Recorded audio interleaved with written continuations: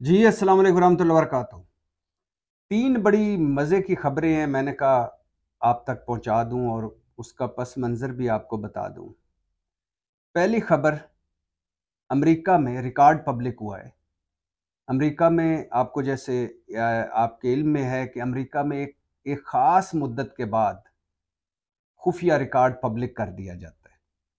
और जो इस बार रिकॉर्ड पब्लिक हुआ है उसमें अमेरिका ने कहा है कि 42 साल पहले जिम्मी कार्टर का 1979 में अहम और खुफिया फैसला सामने आया है।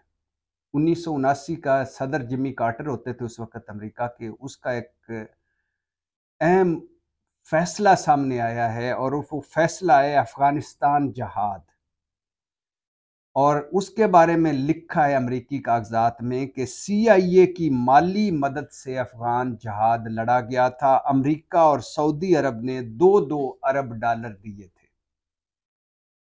1979 में वो अफ़गान जहाज़ जिसमें हमारे मर्द मोमन मर्द हक ज़ियाउल हक शामिल हुए और जिसके बाद इस मुल्क में हीरोइन कल्चर आया, कलाशनकोव कल्चर आया, हमारा कल्चर तबाह हो गया, अफ़गान पनाह गुज़ीन आए और उसके बाद हम एक पराई जंग में झोंक दिए गए और उसके बाद 80,000 शहादतें हुई, खरबों का नुकसान हुआ और उसके बाद एक कौम की एक बड़ी तादाद ज़हनी मरीज़ हुई और उसके बाद हम मशकूक हुए दुनिया की नज़र में।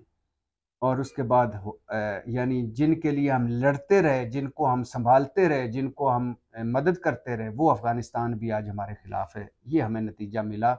तो वो अफ़गान जहाज़ जिसकी तस्बीह पढ़ी जाती है यहाँ और कहा जाता है कि उनके शहीदों को सलाम पेश किए जाते हैं।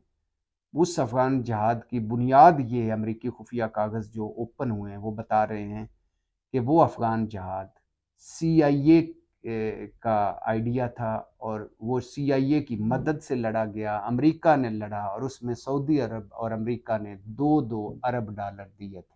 बाकी सारी कहानियाँ आपके सामने, किस तरह हम पहले मुजाहिदीन के साथ थे, किस तरह गुलबुद्दीन हिकमत यार को हमने अपनी गोद लिया, फिर किस तरह हम तालिबान के पीछे खड़े हुए, फिर किस तरह अशरफ गनी, तो कभी हामिद करज़ई, तो कभी अहमद शाह मसूद, तो कभी फिर तालिबान, तो कभी उसमें से टीटीपी और फिर जो कुछ हुआ वो सारा आपके सामने है। लेकिन अफ़गान जहाद जो हमारे हीरो बने फिरते हैं, उनके लिए अर्ज़ है कि अमरीकी डॉक्यूमेंट्स बाहर आए हैं कि सीआईए की मदद से अफ़गान जहाद लड़ा गया और सीआईए का ये बगल बच्चा था अफ़गान जहाद और 2-2 अरब दिए, 2-2 अरब डॉलर दिए सऊदी अरब और अमेरिका ने। दूसरी खबर, सरफराज बुगटी साहब जो निगरान वज़ीर दाखिला हैं, वो मुस्ताफ़ी हो गए हैं। सादक संजरानी जो चेयरमैन सेनेट हैं, वो मुस्ताफ़ी हो रहे हैं सेनेटरशिप से भी और चेयरमैनशिप से भी, क्योंकि अब वो सूरत हाल ये है कि दोनों इलेक्शन लड़ रहे हैं और सरफराज बुगटी तो मुस्लिम लीग नून की से इलेक्शन लड़ेंगे और सादक संजरानी नून की मदद से इलेक्शन लड़ेंगे चागी से, कौमी और सूबाई असम्बली। तहरीक इंसाफ और इमरान खान साइड पे क्या हुए, नए नए फसली बटेरे सामने आने लग गए हैं।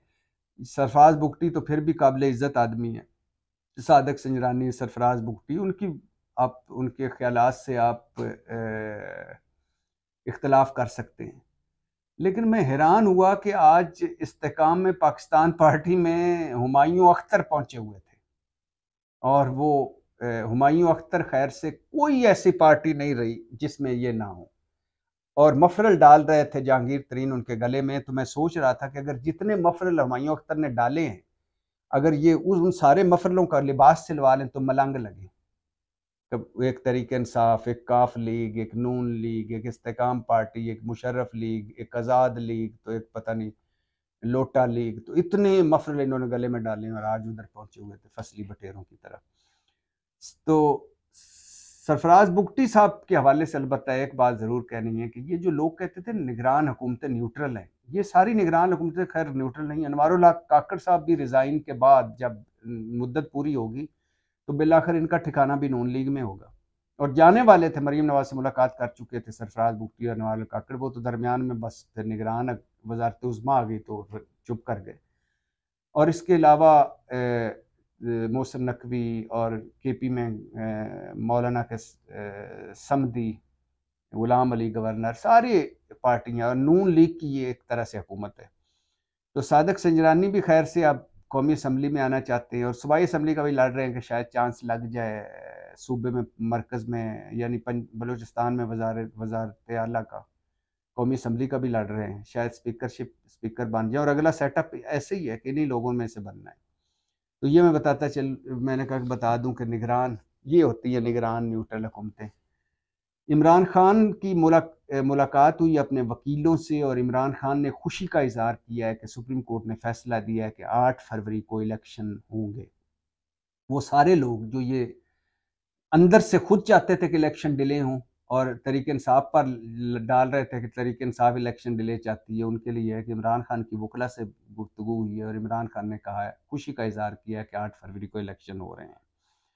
और इसके साथ ये भी बताता चलूँ कि आने वाले अगले अगले आने वाले 2-4 हफ्ते बड़े अहम हैं, क्योंकि उसमें काफ़ी सज़ाएं होनी हैं, काफ़ी लोगों को